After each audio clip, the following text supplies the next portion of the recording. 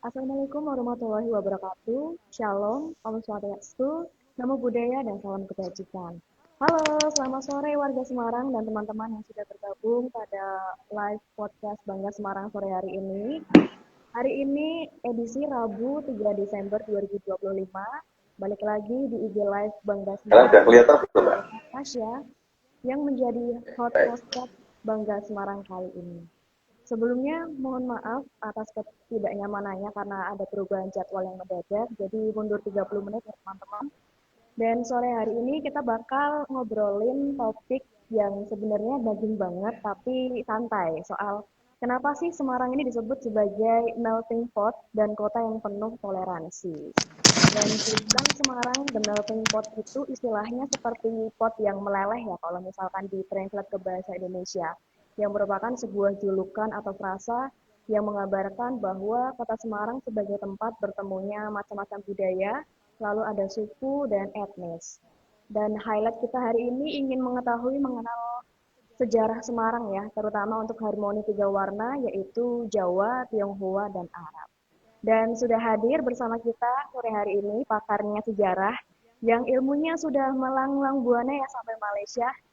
Beliau adalah Bapak Muhammad Sokeh, SPD MA PhD, yang menjadi dosen sejarah UNES dan juga peneliti peradaban Islam. Selamat sore Pak Sokeh, bagaimana kabarnya Pak?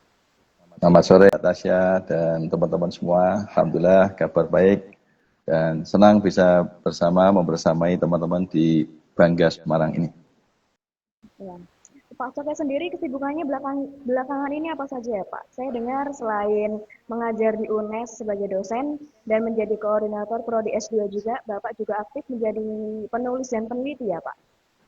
Ya, jadi ini memang aktivitas sebagai dosen ini kan meliputi tridharma perguruan tinggi ya, di pengajaran, penelitian, pengabdian, termasuk juga publikasi dan juga sharing knowledge ya, berbagi ilmu pengetahuan, dan juga tidak kalah penting adalah belajar ya.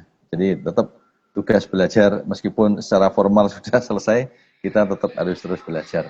Termasuk kita sama-sama sore ini kan kita saling belajar ini sebenarnya. Ya. Bapak kan Ya. menyelesaikan S3 di Malaysia ya Pak dengan fokus peradaban Islam. Kalau kita tarik ke kota Semarang ya Pak, seberapa menarik sih Pak sejarah peradaban atau mungkin akulturasi di kota kita ini di mata seorang akademisi Pak? Baik. Jadi Semarang yang kita sama-sama sekarang tinggal ya, berdiam di kota tercinta ini, sungguhnya menyimpan satu potensi sejarah yang sangat menarik dan unik. Di usia Semarang ini sudah tua ya, dan sudah lama ya. Kalau secara pertumbuhan, kelahiran, perkembangannya bisa ditarik sejak zaman kerajaan kuno ya. Sejak masa Mataram Hindu itu kawasan ini sudah ada ya, dan menjadi sebuah pelabuhan yang meski belum terlalu lama tapi sudah eksis di masa kerajaan Mataram kuno dan di masa Medang dan seterusnya. Nah, kemudian mulai muncul berkembang itu ketika masa Kesultanan Demak ya, atau Kerajaan Demak ya.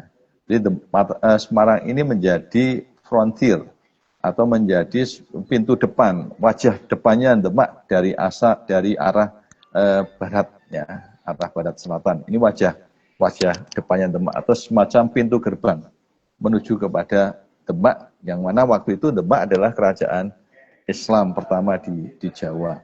Sehingga Semarang menjadi strategis ya untuk menuju ke Demak lewat jalur selatan barat, maka harus melalui Semarang.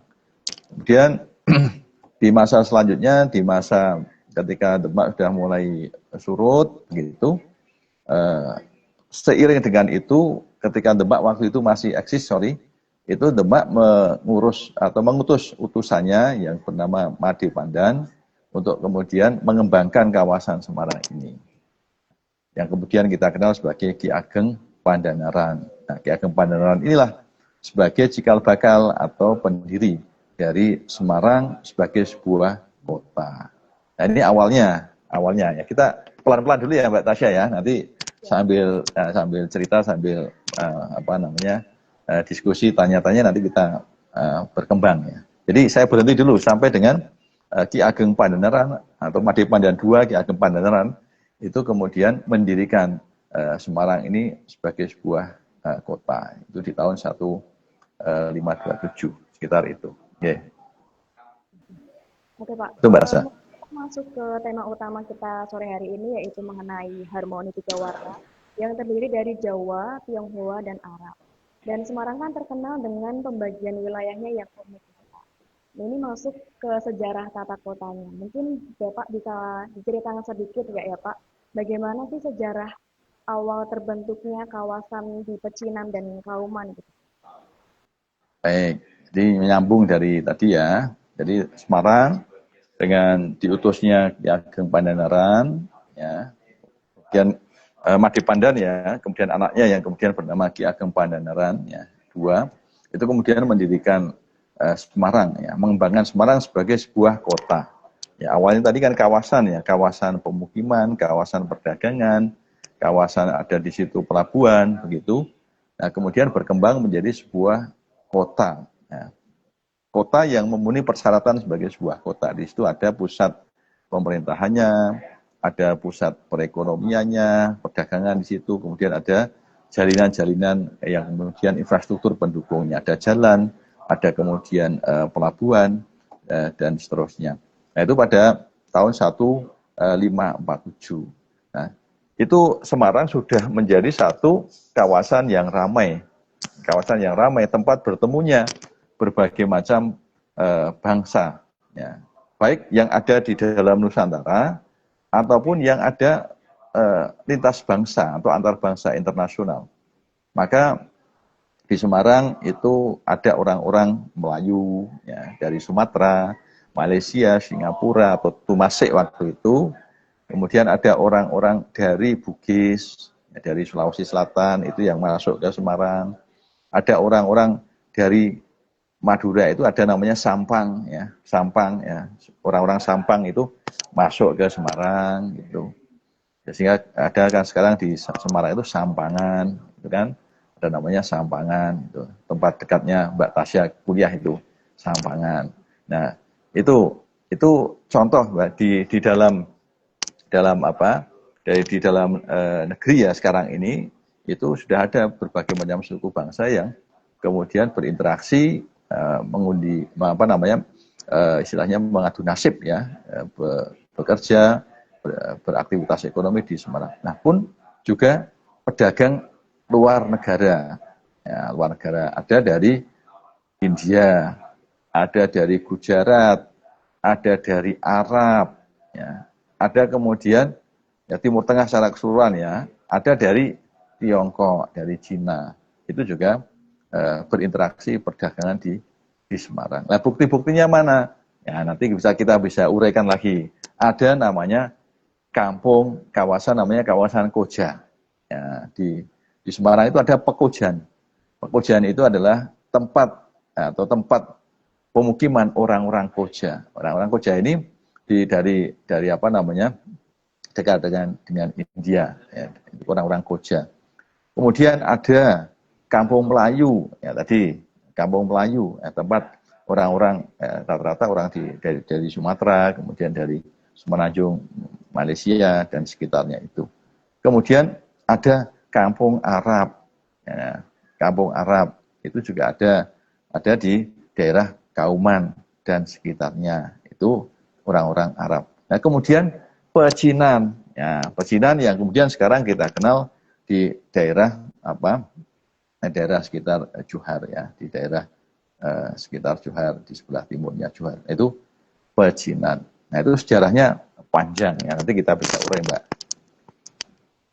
Untuk mengenai daerah khususnya Pecinan dan Kampung Kauman sendiri Pak, apakah dulu masyarakatnya berkumpul di sana secara alami atau mungkin ada aturan khusus dari pemerintah kolonial Belanda waktu itu Pak?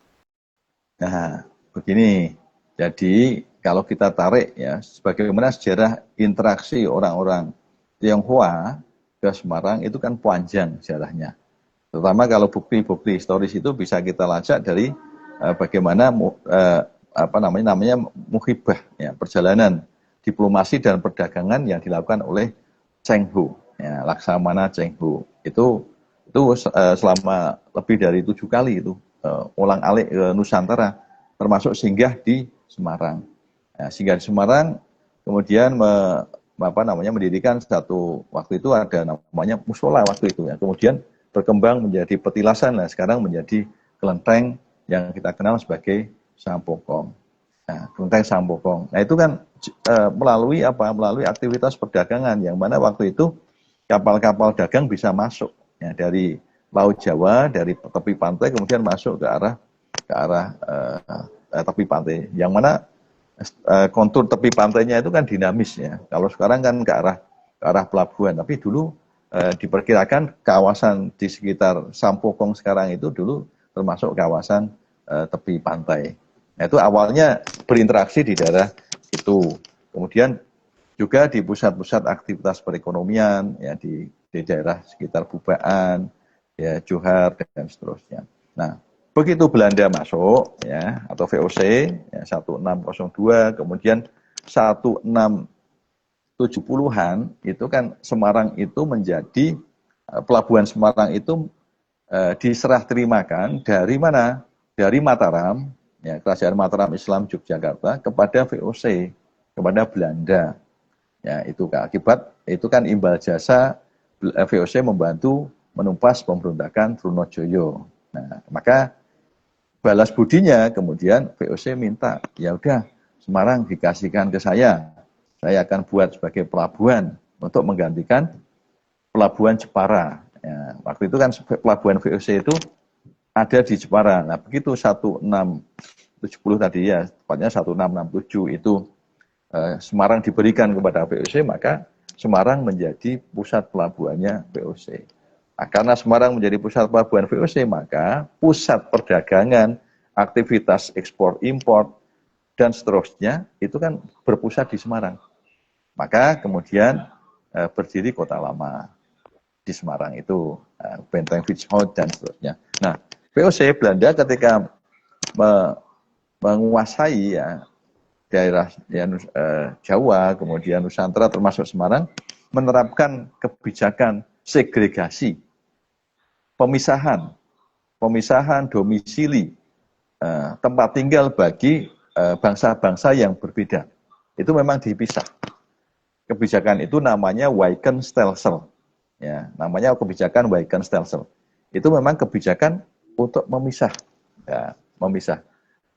Maka orang-orang Tionghoa ditempatkan di kawasan yang sekarang kita kenal pecinan, orang-orang Arab, Muslim itu ditempatkan di daerah Kauman, orang-orang Melayu ditempatkan di daerah Kampung Melayu dan sekitarnya, orang-orang Bumi Putra itu kemudian berkembang di luar area itu, ya, termasuk di daerah kampung-kampung, ya, kampung-kampung yang kita kenal ada daerah Sampangan sekarang, kemudian di daerah Jatingaleh, kemudian di daerah yang kita kenal sebagai sekitar Pasar Kambing kalau sekarang, ya, daerah Merican, itu daerah-daerah kampung orang-orang Bumi Putra atau pribumi.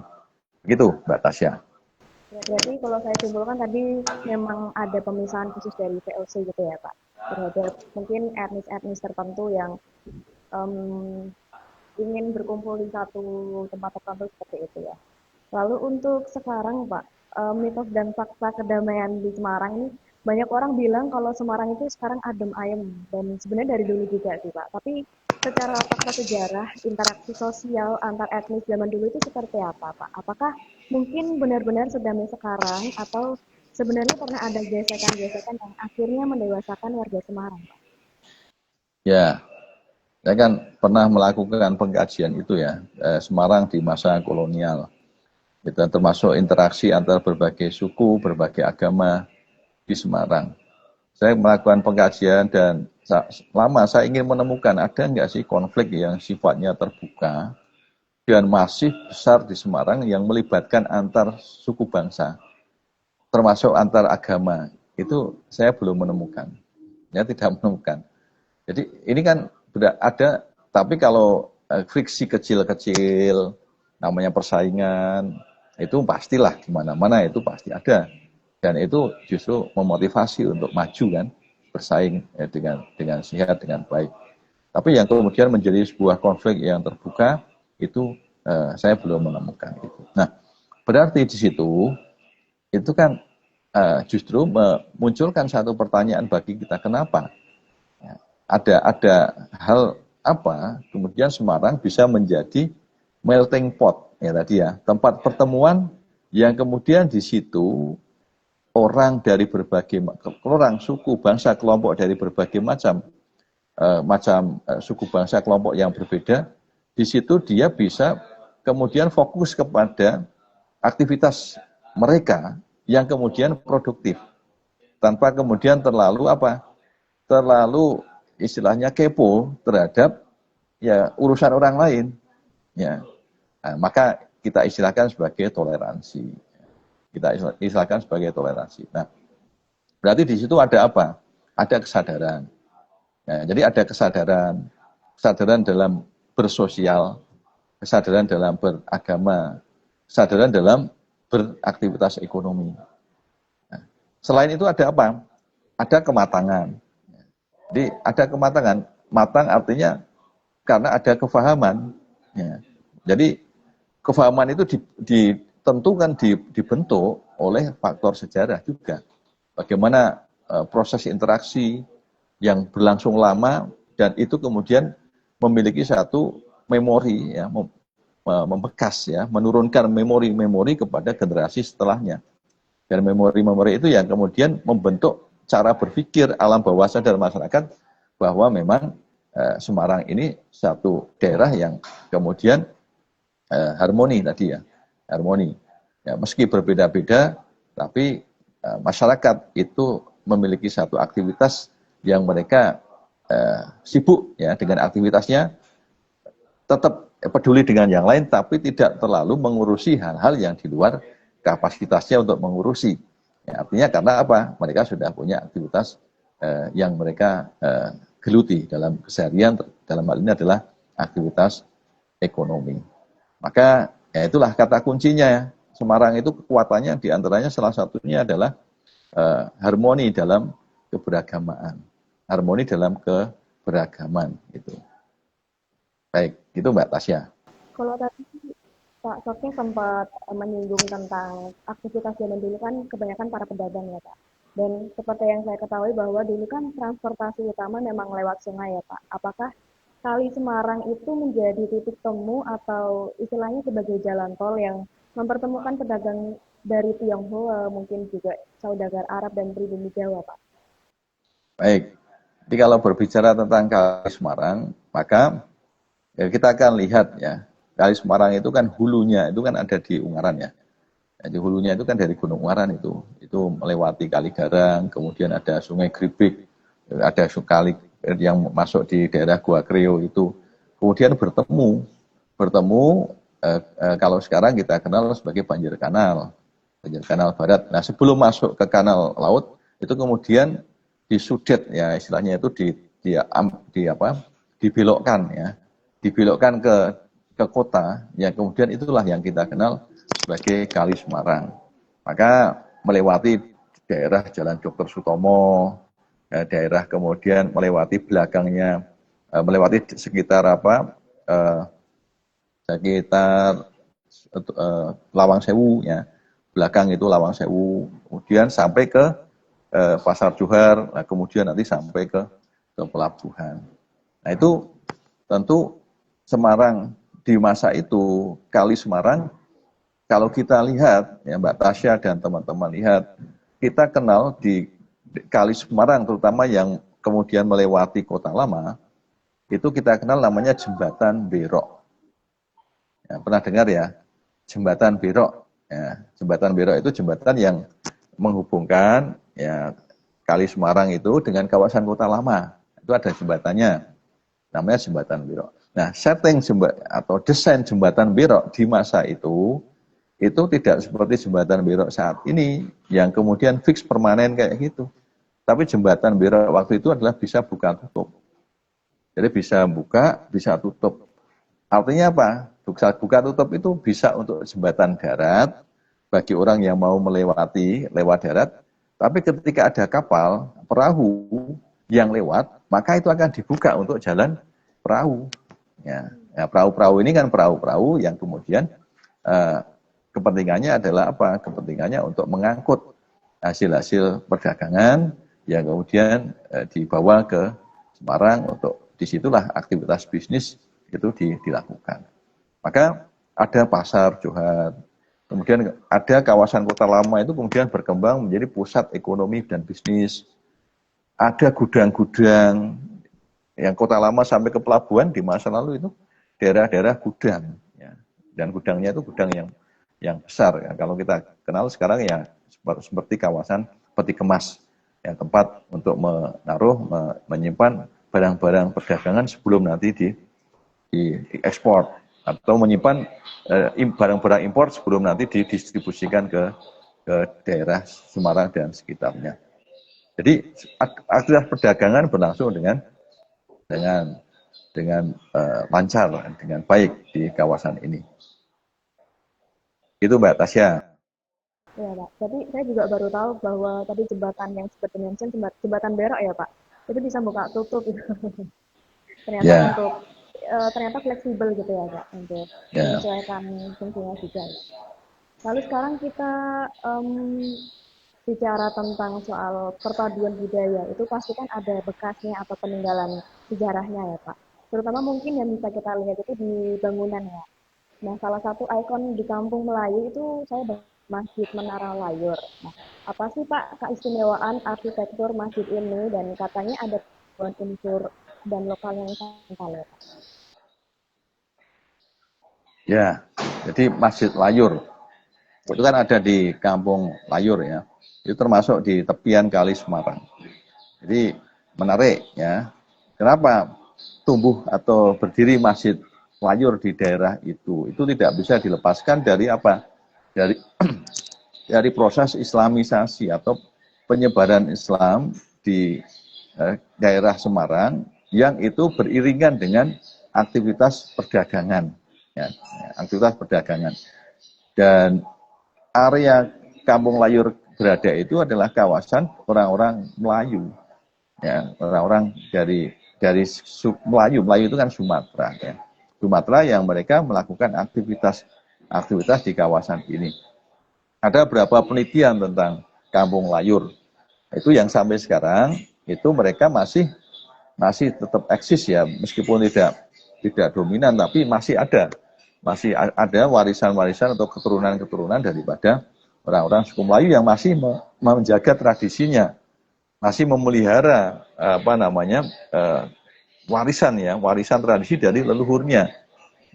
Dan Masjid Kampung Layur itu menjadi satu pusaka kan, pusaka bagi keberadaan orang-orang atau umat Islam dari Melayu dan kemudian berkembang dan menjadi pusat bagi kegiatan keagamaan di luar orang Melayu juga. Nah itu kurang lebih di abad ke-18 yaitu keberadaan Masjid Kampung Layur itu ada. Nah arsitekturnya, jadi Masjid Kampung Layur itu kan juga unik karena itu arsitektur yang Jawa masuk, kemudian ada arsitektur Eropa juga masuk, dan itu modern ya. Jadi tidak tidak kemudian fix Jawa saja atau kemudian Barat saja, tapi juga ada arsitektur Melayu. Nah, arsitektur Melayu itu dalam konteks ini adalah keunikannya itu adalah fungsional sifatnya. Ya, fungsional sifatnya. Berbeda dengan arsitektur Jawa murni.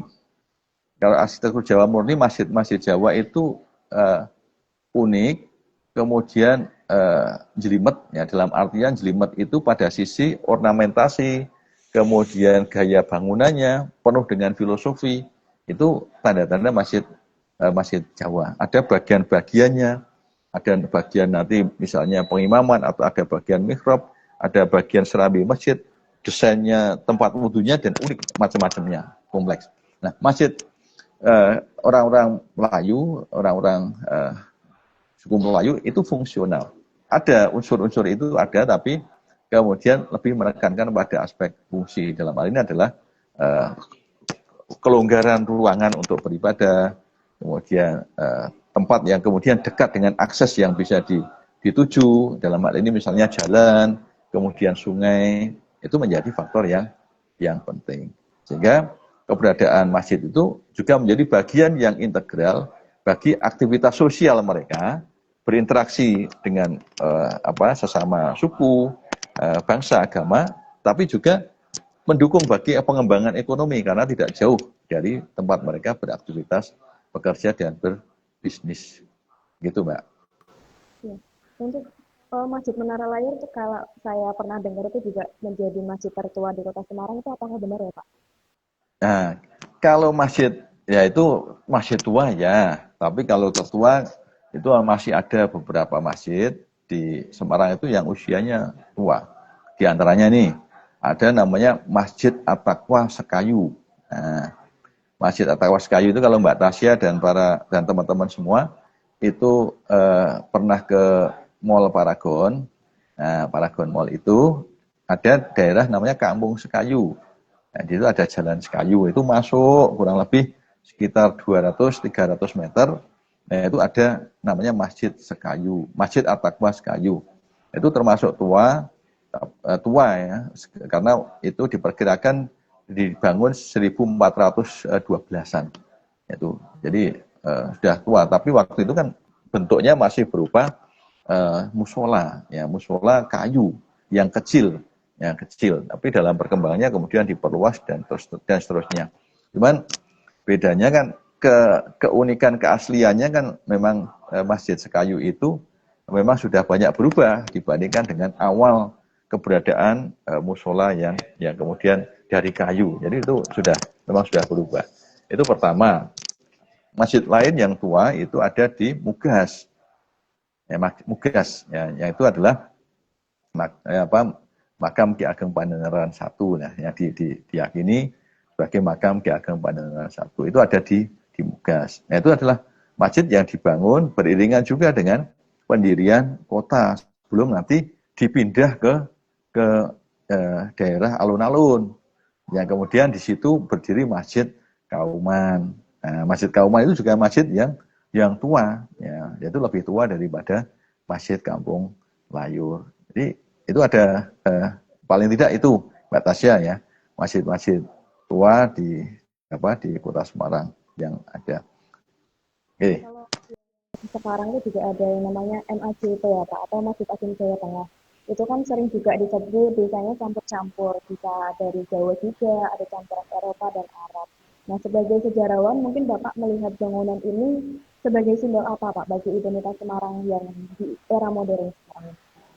Ya, jadi masjid itu kalau kita cermati kan tidak hanya berdimensi agama ya sebenarnya. Tapi di situ kan ada dimensi sosial, ada dimensi budaya, termasuk ada jati diri atau identitas ya bagi suatu komunitas. Dan itu juga punya satu visi atau termasuk juga misi bagaimana merangkumi berbagai macam kompleksitas perkembangan masyarakat ya, yang ada. Maka Masjid Agung Jawa Tengah ya MAJT itu kan dengan desain yang menarik ya, saya istilahkan kan kosmopolit ya, menggabungkan berbagai macam unsur, ada unsur Jawa, kemudian ada unsur Eropa, ada unsur Arabnya, dan beberapa juga likak-likuk dari unsur Cina juga ada. Artinya itu diramu, dipadu, nah kemudian di situ menjadi sentrum ya, menjadi pusat bagi peradaban ya. Nah, jadi itu masjid. Maka di masa lalu masjid itu tidak sekedar tempat ibadah tapi juga adalah ya tadi pusat peradaban, pusat aktivitas. Tidak hanya keagamaan tapi juga sosial, ada aktivitas ekonomi, kemudian ada aktivitas kebudayaan, dan tidak kalah pentingnya adalah pendidikan.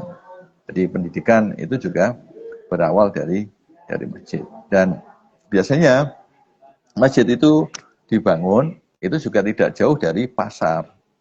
Ya, dari pasar itu di masa lalu ya, kita bicara di masa lalu. Maka ada masjid, ya, ada kemudian alun-alun atau lapangan, kemudian ada pusat pemerintahan, kemudian ada pasar. Ada juga kuburan atau makam, ada juga penjara.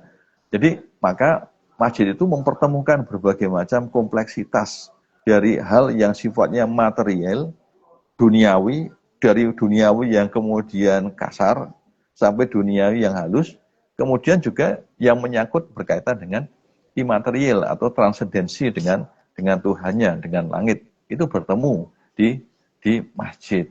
Maka disitulah ya kemudian bagaimana menggabungkan ketika membangun suatu kawasan kota itu, kita juga tidak melupakan aspek peradaban, aspek kemanusiaan, tidak hanya berkaitan dengan fisik saja, tapi juga dengan filosofi, tapi juga dengan rasa, juga dengan budaya. Nah, kekuatan Semarang ini ada di antaranya adalah budayanya.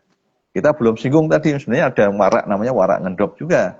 Nah, itu juga menggambarkan bagaimana harmoni antara Jawa, antara Tionghoa, kemudian Arab, itu juga bertemu di dalam identitas kota Semarang. Itu, Mbak. Kalau tadi kita barusan membicarakan soal bangunan ya Pak, mungkin ada akulturasi lain yang paling terasa sampai sekarang Pak. Mulai dari kuliner misalnya ya Pak, kita kan tahu bahwa Semarang terkenal dengan lumpia ya sebagai khasnya. Atau mungkin kesenian yang tadi warak endok atau mungkin gambang Semarang seperti itu. Itu bagaimana proses pencampuran itu bisa terjadi sampai menjadi identitas baru Pak? Ya, jadi namanya budaya ya. Budaya itu kan soft ya. Proses bertemunya berbagai macam unsur budaya itu kan ada namanya difusi, ada namanya difusi itu kan penyebaran, ada namanya akulturasi, jadi bertemu, saling belajar, kemudian saling saling menggunakan, saling manfaatkan. Di situ ada fungsional budaya yang kemudian bisa diterima satu sama yang lain. Ada juga namanya asimilasi, jadi melebur, asimilasi. Nah, Semarang ini ada proses akulturasi, ada proses asimilasi, dan pastinya adalah itu semua karena ada difusi, ada penyebaran. Penyebaran kebudayaan yang tadi beragam dari berbagai macam bangsa. Itu bertemu. Nah, itu bisa dilihat dari berbagai macam unsur kebudayaan. Mulai dari unsur yang sifatnya tadi material, bangunan, ya, kemudian desain kota, termasuk juga berkaitan dengan kuliner, ya, kuliner makanan. Maka ada macam-macam itu kuliner Semarang. Ada kita kenal namanya lumpia, ya, lumpia Semarang. Kemudian nanti kalau teman-teman nanti di bulan Ramadan ya, di Pekojan itu ada namanya bubur koja. Nah, bubur koja itu kalau bulan Ramadan itu meskipun yang puasa ataupun yang tidak puasa, sore hari pergi ke Pekojan, itu nanti coba cicipi bubur koja. Nah, itu juga ada bubur koja, tapi rasa-rasanya itu juga sudah ada campur-campurnya dengan rasa-rasa Semarangan. Artinya tidak murni kemudian India, ya, rasa India. Itu berarti kan sudah ada akulturasi. Kemudian tadi Gambang Semarang. Gambang Semarang itu ada antara kreasi Bumi Putra dengan lagu-lagu bahasa-bahasa khas Semarangan, logat Semarangan juga, tapi juga berpadu dengan instrumentalia modern dari barat. Artinya sebenarnya masyarakat di Kota Semarang itu kan welcome, orang yang terbuka. Terbuka. Yang penting bagus, kemudian baik, kemudian bermanfaat, dan itu dirasakan kemanfaatannya oleh masyarakat, dan itu menginspirasi bagi pembangunan, dia akan terima, gitu. Entah dari mana itu datangnya. Gitu. Gitu, Mbak. Menyinggung soal sejarah sudah, lalu peninggalan yang menjadi highlight Kota Semarang juga sudah.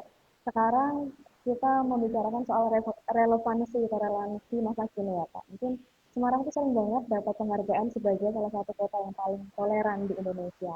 ini kayaknya tentu bukan proses yang instan ya Pak. Nah ini menurut Pak Sofan sendiri, apakah sikap terbuka dan toleran orang Semarang ini sudah menjadi DNA warisan nenek moyang gitu Pak? Karena mungkin terbiasa hidup berdampingan gitu Pak di pesisir sejak dulu kala. Ya, jadi menjadi kota yang toleran itu bukan sekedar pencapaian ya. Jadi kota toleran itu kan bukan sekedar pencapaian, tapi itu adalah buah akumulasi dari kesadaran dan pemahaman. Pemahaman. Jadi dari mindset dan itu tentu dari budaya toleran masyarakatnya. Jadi nggak bisa itu diatur-atur, kemudian didesain, direkayasa untuk toleran. Itu memang mengalir alami begitu. Dan itu dibentuk oleh struktur sosial kemasyarakatan yang memang dari proses sejarah yang lama itu sudah terbiasa berinteraksi dengan keberagaman, ya, dengan perbedaan. Sehingga masyarakat sudah terbiasa bertemu, berinteraksi, memahami dengan cara yang berbeda. Itu sudah terbiasa. Oleh karena itu, tadi dikatakan kota toleran. Indikatornya kan banyak itu. Kota toleran itu berarti antar berbagai macam suku bangsa itu bisa hidup berdampingan. Itu toleran. Berbagai macam agama bisa hidup berdampingan, menjalankan agamanya secara baik, dengan rukun, harmonis, itu toleran. Tapi lebih dari itu, toleransi yang tinggi itu adalah bisa bekerja sama. Jadi bisa bekerja sama. Jadi kalau berdampingan itu toleran, ya. Tapi kalau bisa bekerja sama dan bekerja sama pada ruang-ruang kerjasama yang kompleks, sosial misalnya, persoalan aktivitas sosial, kemasyarakatan, itu bisa diusung ya, diusung, disengkuyung bersama-sama, itu toleran. Tapi yang tidak kalah penting aktivitas bisnis. Ya, aktivitas bisnis yang melibatkan berbagai macam suku, agama, dan itu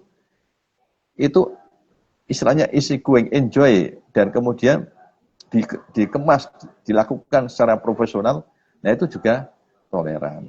Maka modal toleransi itu menjadi modal sosial yang sangat penting, berharga. Jadi orang mau berinvestasi, orang mau mengembangkan usaha di Semarang itu sudah punya kesan yang positif. Semarang itu damai. Semarang itu harmonis. Jarang ada kerusuhan di Semarang. Jarang ada konflik sara di Semarang. Jarang ada konflik agama di Semarang. Wah, itu orang bekerja itu sudah tenang, ya. Sudah ada satu jaminan ketenangan bahwa nanti kita bisa sustainable, bisa terus berkelanjutan sampai akhir. Itu poinnya gitu, Mbak Tasya. Nah mungkin Pak tadi kan sempat menyinggung soal toleransi gitu ya. Untuk mungkin Bapak kan juga mengisi pelatihan dan motivasi ya Pak juga pernah. Itu bagaimana caranya Pak supaya anak muda Semarang ini enggak melulu taunya hanya soal lumpia atau kesenian gitu, tapi juga justru bangga dan paham sama sejarah toleransinya supaya enggak gampang terprovokasi sara begitu Pak. Ya, kuncinya adalah ilmu ya. Ya, jadi toleransi itu kan berbanding lurus dengan pemahaman, ya. Dan pemahaman itu kan ditopang oleh pengetahuan, oleh ilmu yang terus dipelajari, diamalkan secara benar dan konsisten.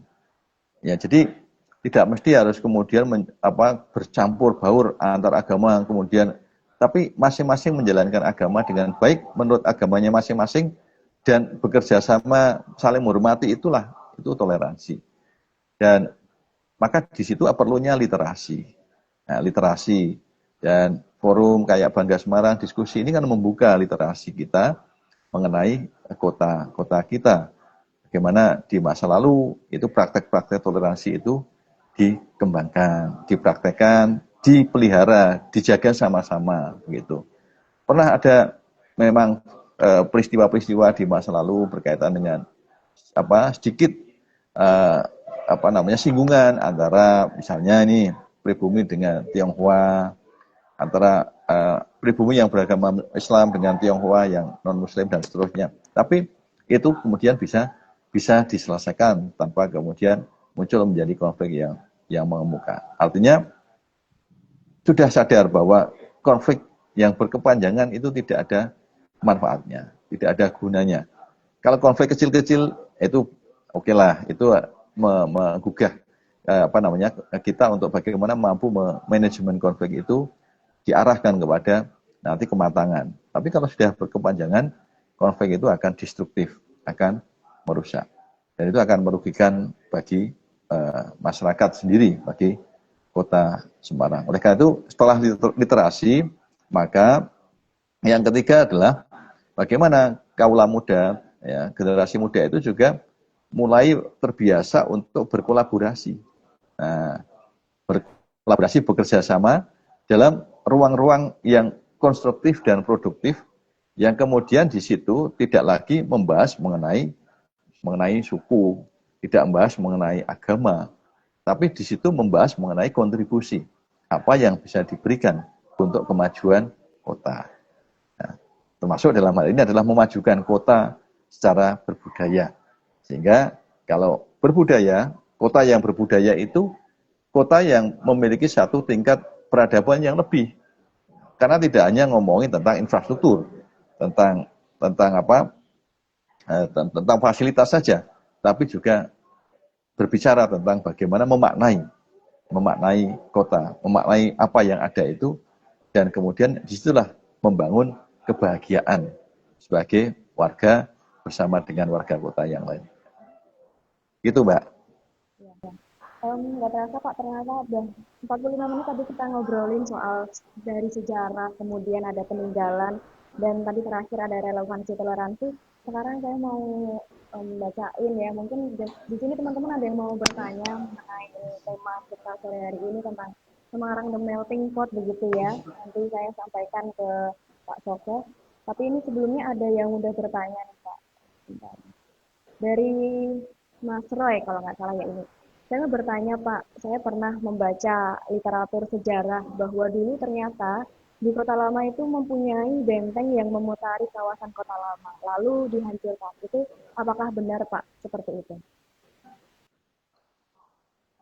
Baik, jadi ada namanya benteng Fitzhugh ya.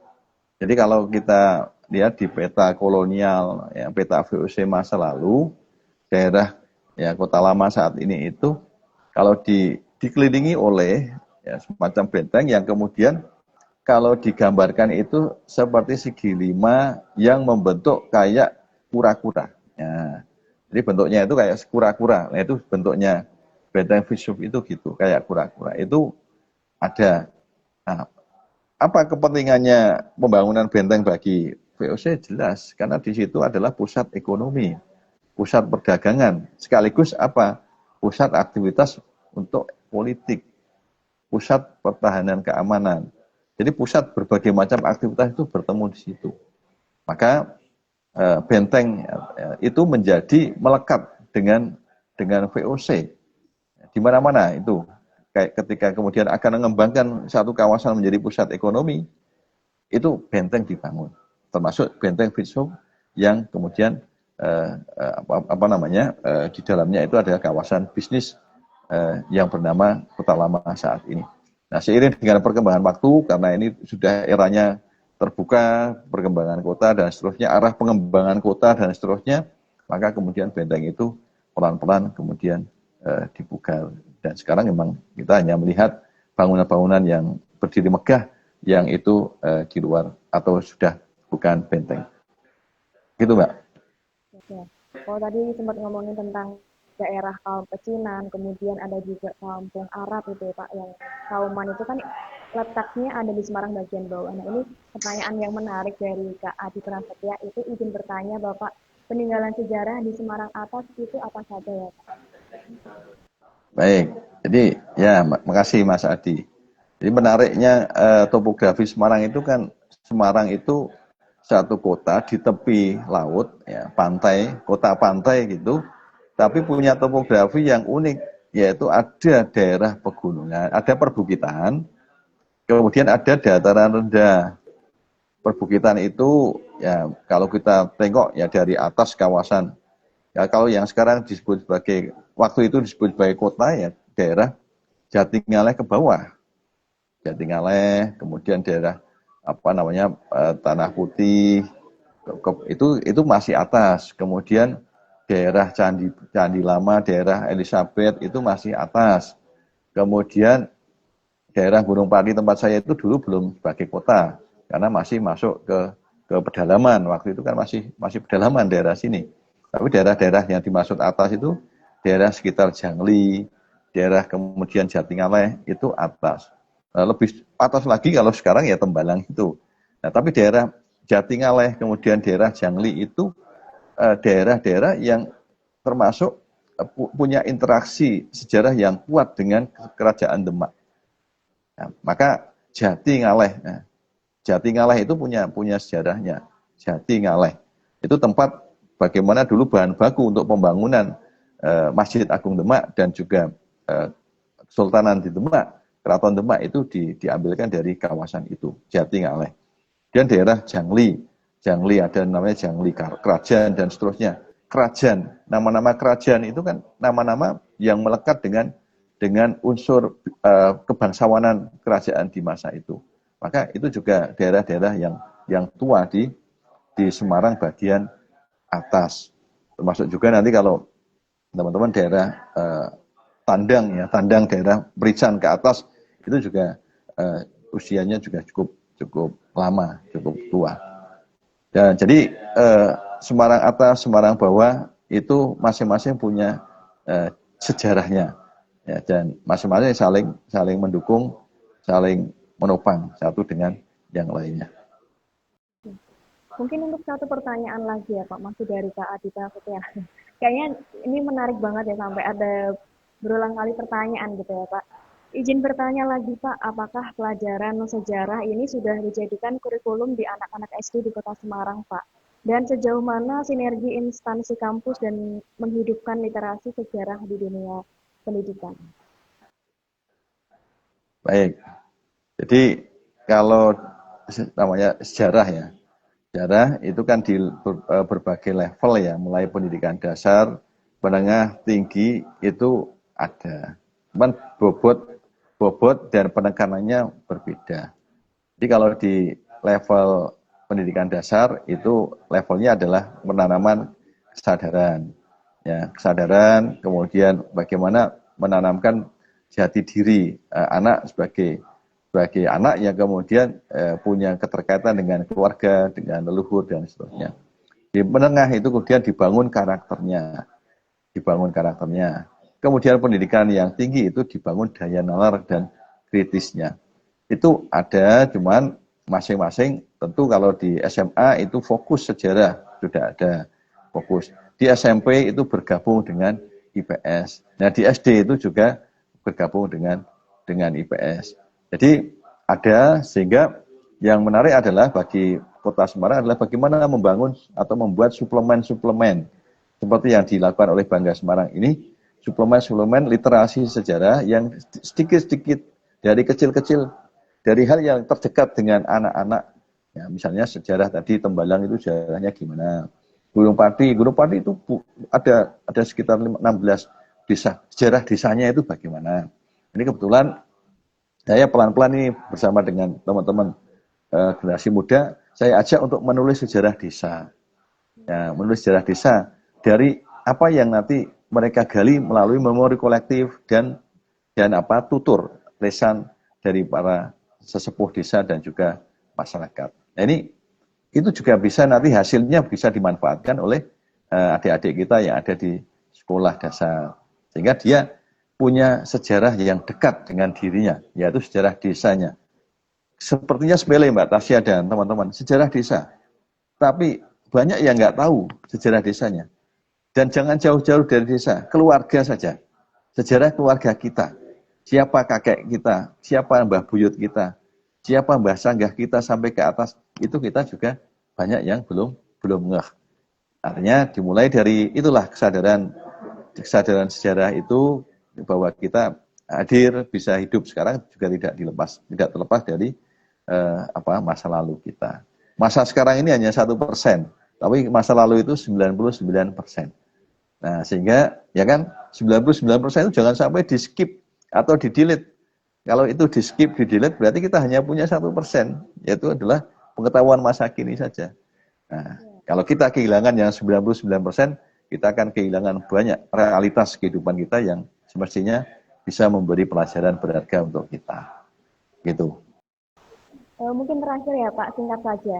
Mungkin ada satu kalimat atau pesan penutup dari Pak Sokeh untuk followers Bangga Semarang ya terutama, tentang bagaimana mencintai sekaligus memiliki kebanggaan sejarah kota Semarang. Baik, ada 3 hal ya, kata kunci. 1 adalah sadar waktu. Nah, waktu yang utuh, masa lalu, masa kini, masa depan. Itu kita harus punya kesadaran temporal yang utuh. Masa lalu kita pelajari, masa kini kita juga aktualisasikan, masa depan kita persiapkan. Yang kedua, kita harus punya kesadaran spasial. Nah, kesadaran spasial, kesadaran tempat. Di mana kita berada Semarang ya, berarti kita harus punya pengetahuan tentang Semarang. Semarang luasnya seperti apa, batasnya dari mana sampai mana, bagian-bagian dari Semarang itu apa saja, potensi-potensinya apa aja yang ada di Semarang. Sehingga kalau kita punya kesadaran temporal, kesadaran spasial, maka yang ketiga ini, kata kunci untuk kita semua, kita harus punya kesadaran peran. Ya, kesadaran bagaimana kita bisa berperan dengan potensi kita, dengan potensi yang dimiliki oleh kota kita, belajar dari sejarah masa lalu, kemudian kita aktualisasikan peran kita di masa kini, agar di masa depan kita bisa menjadi bagian daripada sejarah. Pembuat sejarah juga. Gitu Mbak Tasya. Ya Pak, dari sadar waktu, kemudian kesadaran spasial itu pengetahuan tentang Semarang yang harus memang kita ketahui ya sebagai identitas kota Semarang, kemudian kesadaran peran itu seperti potensi yang kemudian nanti dikembangkan seperti itu ya Pak. Dan ini juga menarik ya teman-teman, ternyata sejarah Semarang itu juga nggak cuma itu aja, nggak cuma lumpia, ternyata masih bisa banyak hal yang kita kulik begitu. Nah ini terima kasih ya Pak Muhammad Soleh atas waktunya bisa sharing sore hari ini tentang sejarah Semarang, the melting pot begitu. Wawasan ini penting banget terutama untuk generasi muda, itu Gen Z ya terutama. Untuk teman-teman yang mungkin kurang tahu tentang Semarang ini bisa belajar. Dan jangan lupa juga buat yang belum follow IG-nya Bangga Semarang itu juga follow ya teman-teman, karena di situ nanti gudangnya informasi menarik terutama tentang Semarang. Dan jangan lupa juga boleh follow ya Pak akun media sosialnya Bapak Sokeh ini di Ya, betul. Muhammad_Sokeh ya Pak. Betul. Ya. Itu teman-teman bisa di follow juga sebagai menambah pengetahuan juga menambah relasi begitu ya Pak. Nah ini sudah 1 jam ternyata kita ngobrol-ngobrol tentang Semarang dan nggak terasa ya. Iya dari terasa. mulai dari sejarah sampai relevansi toleransi juga kan. Nah ini mungkin untuk sesi kali ini kita akhiri saja. Untuk mungkin ada nambah-nambah episodenya nanti kita rencanakan begitu ya Pak. Ya. Ya terima kasih untuk teman-teman yang sudah bergabung dan Pak Sokeh sendiri yang menyempatkan waktu untuk bisa sharing podcast tentang Semarang The Melting Pot sore hari ini. Sampai jumpa teman-teman di live berikutnya. Selamat sore dan selamat melanjutkan aktivitas kembali. Selamat sore semuanya. Saya Muhammadudin undur diri, Mbak Tasya dan teman-teman semuanya. Sampai jumpa lagi insya Allah. Nah, ya. Ya, sama-sama.